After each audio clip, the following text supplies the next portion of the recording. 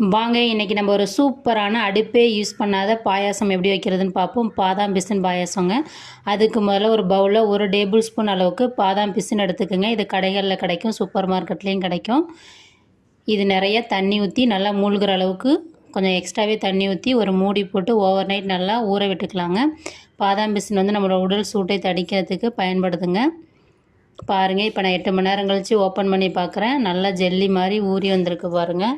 இப்போ நமக்கு பாதாம் பிசின் வந்து ஊறி ரெடியாக இருக்குங்க. இப்போ நம்ம ஒரு மிக்ஸி எடுத்துக்கலாம். அந்த மிக்ஸி ஜாரில் 4 டேபிள் ஸ்பூன் அளவுக்கு தேங்காய் எடுத்துக்கோங்க. உங்களுக்கு பின்பக்கம் அந்த கருப்போட தேவை இல்லைன்னா நீங்கள் சீவிட்டு எடுத்துக்கலாம். நான் அப்படியே தான் சேர்க்குறேன். ஒரு 4-5 முந்திரி பருப்பு, 4-5 திராட்சை, கொஞ்சமாக மாதுளம்பழம் ஆட் பண்ணிக்கிங்க. உங்கள்கிட்ட வேறு எந்த நட்ஸ் இருந்தாலும் கொஞ்சம் கொஞ்சம் ஆட் பண்ணி நீங்கள் அரைச்சிக்கலாங்க. அது உங்களுடைய விருப்பம். இதில் தண்ணி கொஞ்சம் சேர்த்துட்டு இதை நல்லா நம்ம நைஸாக அரைச்சிட்டு நம்ம ஊற வச்சு வச்சுருக்கோம் பார்த்தீங்களா பாதாம் பிசின், அதில் நம்ம இதை வந்து ஆட் பண்ணிக்கலாங்க. அவ்வளோ டேஸ்ட்டாக சூப்பராக இருக்குங்க.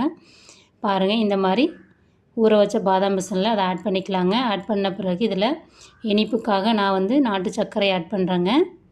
நீங்கள் ப்ரௌன் சுகர், ஒயிட் சுகர் எது வேணாலும் நீங்கள் ஆட் பண்ணிக்கலாங்க. திராட்சை கொஞ்சம் ஆட் பண்ணிக்கிறேன், முந்திரி கொஞ்சம் ஆட் பண்ணிக்கிறேன்.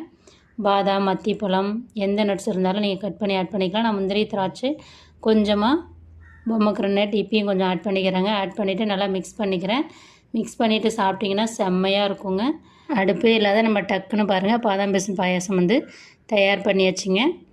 இதே மாதிரி நீங்களும் உங்கள் வீட்டில் பாதாம் பிசின் பாயாசம் செஞ்சு சாப்பிட்டு பார்த்துட்டு எப்படி இருந்ததுன்னு சொல்லுங்கள். Okay, thank you very much.